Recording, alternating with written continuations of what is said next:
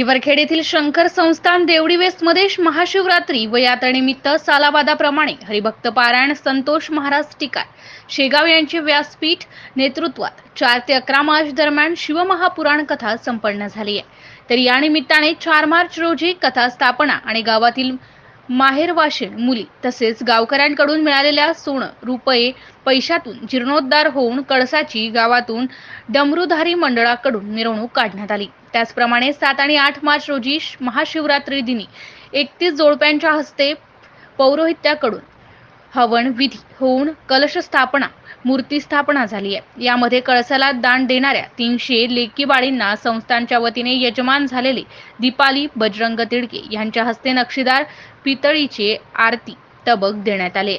MCN news Marathi करिता बाळासाहेब नेरकर, हिवरखेड।